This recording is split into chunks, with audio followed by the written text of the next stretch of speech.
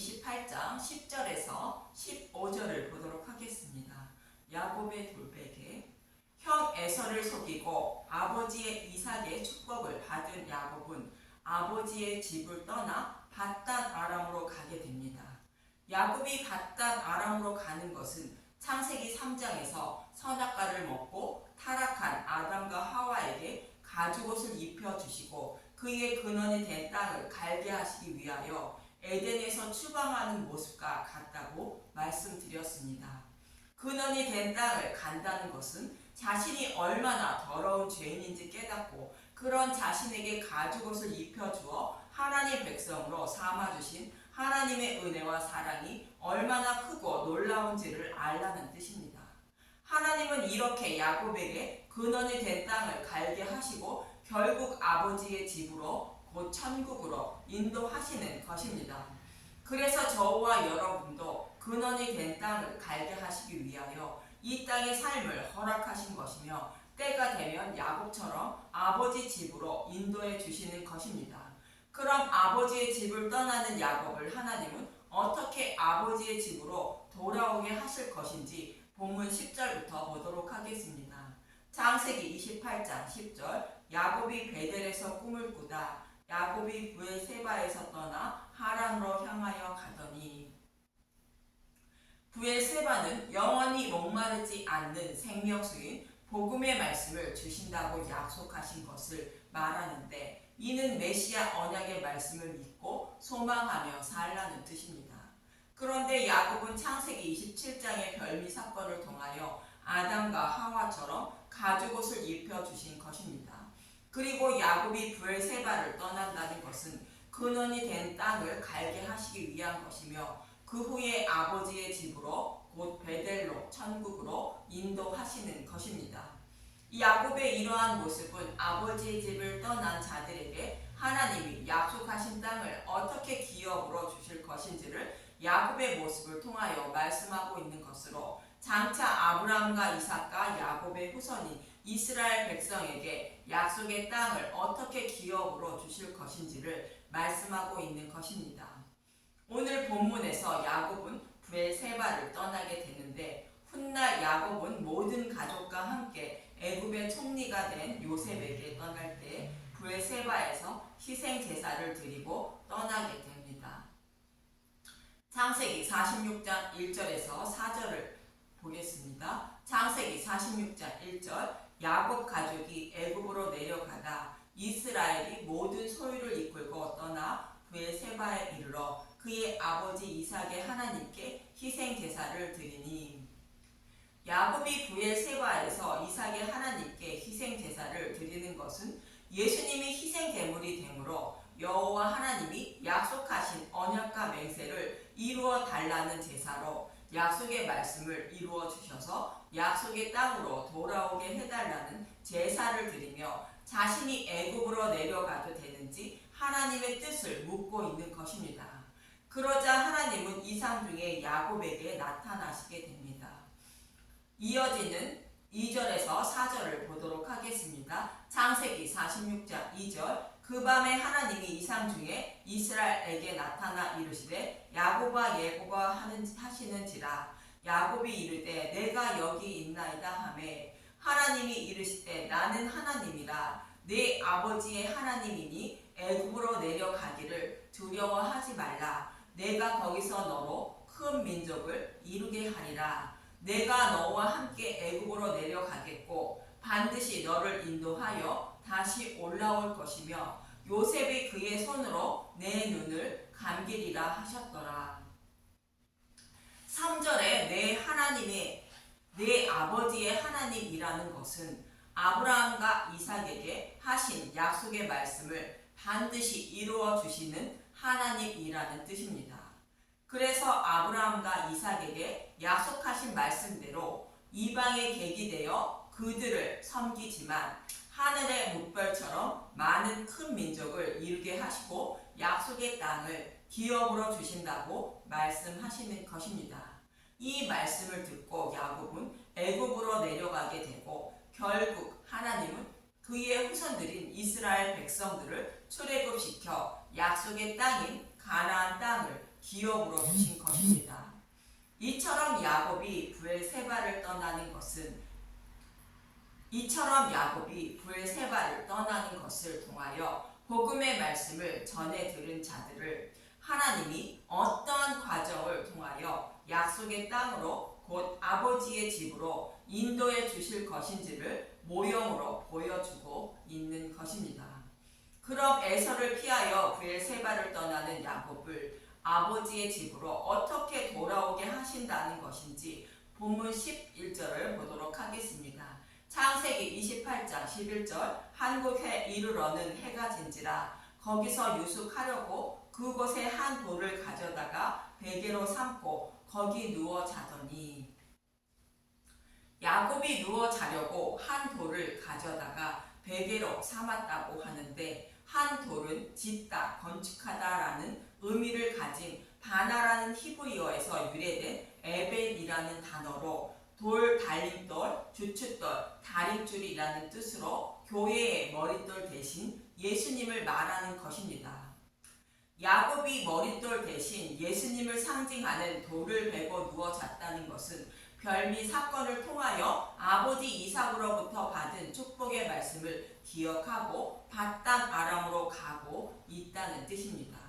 자신이 아버지 집을 떠나 밧단 아람으로 가더라도 축복의 말씀을 이루어 주시려면 반드시 아버지의 집으로 돌아오게 하실 것임을 믿고 있었다는 것을 말합니다. 그럼 야곱이 베개로 삼은 한 돌과 같은 단어를 쓰고 있는 구약 한 곳만 보겠습니다. 사무엘상 17장 40절과 45절을 보도록 하겠습니다. 사무엘상 17장 40절 손에 막대기를 가지고 시내에서 매끄러운 돌 5을 골라서 자기 목자의 제구 곧 주머니에 넣고 손에 몰매를 가지고 블레셋 사람에게로 나아가니라.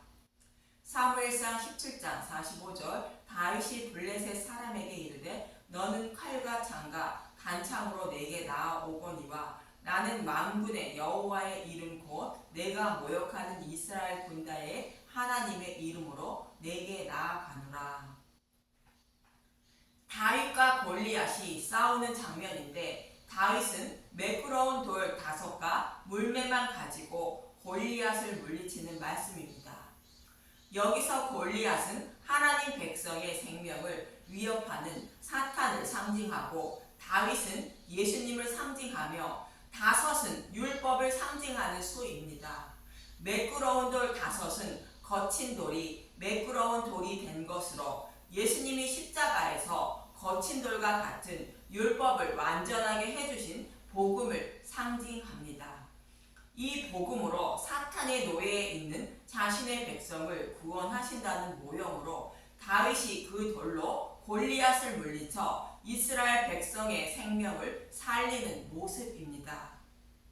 이처럼 다윗이 가지고 있던 매끄러운 돌과 야곱이 베개로 삼아 자던 한 돌은 모두 머릿돌 대신 예수님을 상징한 것입니다.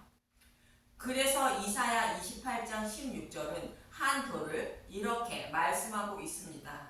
이사야 26장 16절 그러므로 주 여호와께서 이같이 이르시되 보라 내가 한 돌을 시온에 두어 기초를 삼았노니 곧 시험한 돌이요 귀하고 견고한 기초돌이라 그것을 믿는 이는 다급하게 되지 아니하리로다. 하나님이 교회의 기초돌 대신 곧 머릿돌 대신 예수님을 보내주셔서 교회를 세우신다는 것으로 예수님을 믿는 사람은 절대로 실망하지 않도록 구원을 받게 된다고 말하는 것입니다. 이렇게 교회의 기초돌 대신 예수님을 상징하는 한 돌을 베개 삼아 자고 있는 야곱의 꿈에 나타나시게 됩니다. 본문 12절을 봅니다. 창세기 28장 12절 꿈의 본즉 사닥다리가 땅 위에 서 있는데 그 꼭대기가 하늘에 닿았고 또 본즉 하나님의 사자들이 그 위에서 오르락 내리락 하고 사닥다리 이야기가 무엇을 의미하는지 요한복음 1장 51절에 잘 말씀하고 있습니다. 50절부터 51절을 먼저 보겠습니다. 요한복음 1장 50절 예수께서 대답하여 이르시되 내가 너를 무화과 나무 아래에서 보았다 하므로 믿느냐 이보다 더 큰 일을 보리라. 또 이르시되 진실로 진실로 너희에게 이르노니 하늘이 열리고 하나님의 사자들이 인자 위에 오르락내리락 하는 것을 보리라 하시니라. 본문의 사자다리를 요한복음 1장 51절은 인자라고 말씀하십니다. 중보자이신 예수님을 말씀하고 있는 것입니다. 아담과 하와의 죄로 인하여 에덴에서 추방당하여 하나님과의 관계가 끊어진 것으로 하늘문이 굳게 닫혀 있는 모습을 말합니다. 이 말씀은 하나님과 백성 사이가 화목하지 못한 상태를 말합니다. 이 모습을 성막의 휘장을 통하여 잘 설명하고 있는 것입니다. 출애굽기 26장 33절 그 휘장을 갈고리 아래에 늘어뜨린 후에 증거궤를 그 휘장 안에 들여놓으라. 그 휘장이 너희를 위하여 성소와 지성소를 구분하리라. 여기서 지성소는 하나님 나라를 상징합니다. 성소는 본향으로 돌아가려고 본향을 사모하는 자들이 살아가는 광야를 상징합니다. 그런데 이것을 둘러 갈라 가로막고 있는 것이 휘장으로 하나님과의 관계가 화목하지 않은 상태를 말해주고 있는 것입니다. 이러한 상태는 하나님과 원수가 되어 구원받을 자가 아무도 없는 상태를 말합니다. 그런데 아론이 이 휘장을 지나 지성소에 들어가려면 속죄물을 드려 휘장 앞에 피를 뿌리고 들어가게 됩니다. 레위기 4장 5절에서 6절을 보도록 하겠습니다. 레위기 4장 5절 기름 부음을 받은 제사장은 그 수송아지의 피가 가지고 회막에 들어가서 그 제사장이 손가락에 그 피를 찍어 여호와 앞 곧 성소의 휘장 앞에 7번 뿌릴 것이며, 레위기 4장은 속죄 제물을 드리는 규례입니다. 속죄 제물의 피를 성소의 휘장 앞에 7번 뿌리라는 것입니다. 이 말씀은 예수님이 십자가에서 대속 제물로 죽으심으로 하나님의 관계가 화목하게 해주실 것을 상징하는 말씀으로 휘장을 찢어 열어주실 것을 말씀하고 있는 것입니다. 이 말씀대로 예수님의 죽으심으로 하나님과 화목하게 되었다고 로마서 5장 10절은 말합니다. 로마서 5장 10절 곧 우리가 원수 되었을 때에 그 아들의 죽으심으로 말미암아 하나님과 화목하게 되었은즉 화목하게 된 자로서는 더욱 그의 살아나심으로 말미암아 구원을 받을 것이니라. 아담과 하와의 죄로 인하여 하나님과 화목하지 못했지만 예수님이 죽으심으로 말미암아 하나님과 화목하게 되었다는 것입니다. 이 모습을 오늘 본문에서는 땅에서 하늘에 닿는 사닥다리의 모습을 통하여 말씀하고 있는 것입니다.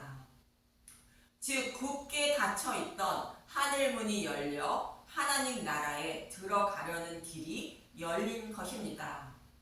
그리고 하나님의 사자들이 그 위에서 오르락내리락 한다는 것은 하나님과의 관계를 화목하게 해주신 예수님을 믿는 구원받은 하나님 백성을 열린 문을 곧 사닥다리를 통하여 하나님 나라로 인도하실 것을 말씀하고 있는 것입니다. 이어지는 본문 13절에서 14절을 보도록 하겠습니다. 창세기 28장 13절 또 본즉 여호와께서 그 위에 서서 이르시되 나는 여호와니 너의 조부 아브라함의 하나님이요 이삭의 하나님이라. 내가 누워있는 땅을 내가 너와 내 자손에게 주리니 내 자손이 땅의 티끌같이 되어 내가 서쪽과 동쪽과 북쪽과 남쪽으로 퍼져나갈지며 땅의 모든 족속이 너와 내 자손으로 말미암아 복을 받으리라. 나는 여호와니 너의 조부 아브라함의 하나님이요 이삭의 하나님이라는 것은 아브라함과 이삭에게 약속하신 말씀을 반드시 이루어 주시는 하나님이라는 뜻입니다. 이 약속의 말씀대로 여호와 하나님은 아브라함과 이삭과 야곱의 후손으로 메시아를 보내주셔서 십자가에서 굳게 닫혀있던 하늘 문을 열어주신다는 것입니다. 그리고 그 열린 문을 통하여 자신의 백성을 하나님 나라로 안전하게 인도하신다는 것입니다. 그래서 14절은 아브라함과 이삭과 야곱의 후손으로 오실 메시아로 말미암아 땅의 모든 족속이 복을 받으리라 말씀하시는 것입니다. 이 약속의 말씀을 지키시기 위하여 본문 15절에 하나님은 야곱을 절대로 떠나지 않으신다고 말씀하시는 것입니다. 창세기 28장 15절 내가 너와 함께 있어 내가 어디로 가든지 너를 지키며 너를 이끌어 이 땅으로 돌아오게 할지라. 내가 내게 허락한 것을 다 이루기까지 너를 떠나지 아니하리라 하시지라. 이 말씀의 의미는 별미 사건을 통하여 이삭이 야곱에게 축복한 말씀대로 하나님이 반드시 이루어 주실 것을 말씀하시는 것입니다. 이 약속의 말씀대로 하나님은 이스라엘 백성들을 애굽에서 인도하여 가나안 땅을 기업으로 주셨는데 어떻게 약속의 땅을 기업으로 주셨는지 에스겔서 20장 8절에서 9절과 13절에서 14절은 이렇게 말합니다. 에스겔서 20장 8절 그들이 내게 반역하여 내 말을 즐겨 듣지 아니하고 그들의 눈을 끄는 바 가증한 것을 각기 버리지 아니하며 애굽의 우상들을 떠나지 아니하므로 내가 말하기를 내가 애굽 땅에서 그들에게 나의 분노를 쏟으며 그들에게 진노를 이루리라 하였노라.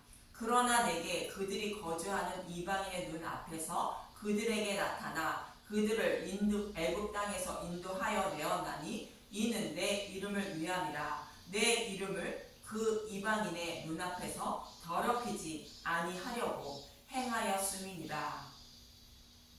13절에서 14절도 보겠습니다. 에스겔서 20장 13절 그러나 이스라엘 족속이 광야에서 내게 반역하여 사람이 준행하면 그로 말미암아 삶을 얻을 나의 율례를 준행하지 아니하며 나의 규례를 멸시하였고 나의 안식일을 크게 더럽혔으므로 내가 이르기를 내가 내 분노를 광야에서 그들에게 쏟아 멸하리라 하였으나 내가 내 이름을 위하여 달리 행하였나니 내가 그들을 인도하여 내는 것을 본 나라들 앞에서 내 이름을 더럽히지 아니하려 하였음이로라. 이처럼 하나님이 이스라엘 백성을 약속의 땅으로 인도하신 것은 그들을 심판하시면 약속을 지키지 않는 살아계시지 않는 하나님으로 여길까봐 그들을 심판하지 않으시고 약속의 땅으로 인도해 주셨다는 것입니다. 저와 여러분의 구원도 동일한 것으로 저와 여러분이 무엇을 잘해서 구원받는 것이 아니라는 것입니다. 하나님은 천하 만민을 구원하신다고 약속하셨고 택하신 저와 여러분을 구원하시지 않으면 하나님의 이름이 더럽혀질 것 같아 구원해 주신다는 것입니다. 그래서 예수님은 십자가에서 벗어주신 자신의 의의 옷으로 우리의 더러운 죄를 친히 덮어주시고 의롭다 여겨주셔서 구원해 주시는 것입니다. 즉 눈과 귀를 열리지 않아 복음을 깨닫지 못하는 자들에게 눈과 귀를 열어주시고 복음의 말씀을 깨달아 믿게 하여 구원해 주시는 것입니다. 이처럼 아버지의 집을 떠나는 야곱도 하나님의 이름을 더럽히지 않기 위하여 약속의 말씀을 이루어 주시려고 하나님은 야곱을 떠나지 않으시고 약속의 땅으로 인도하신다고 말씀하시는 것입니다. 그리고 결국 하나님은 아브라함과 이삭과 야곱의 후손으로 예수님을 보내주시고 약속의 말씀을 이루어 주신 것이며 또 이루고 계신 것입니다.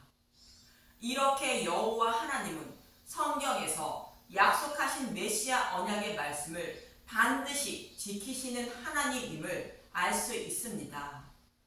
저와 여러분이 구원을 받는 것도 이와 동일한 것으로 하나님의 이름을 더럽히지 않기 위하여 구원해 주시는 것임을 잊지 마시기 바랍니다. 저와 여러분에게 이러한 크고 놀라운 은혜와 사랑을 베풀어 주신 하나님이 어떤 분이며 그분이 정말 살아계신 분인지 성경의 말씀을 통하여 알아가는 저와 여러분이 되시길 간절히 소망합니다. 이 방송을 듣는 분들은 정말 축복받은 사람들입니다. 감사합니다. 내일 뵙겠습니다.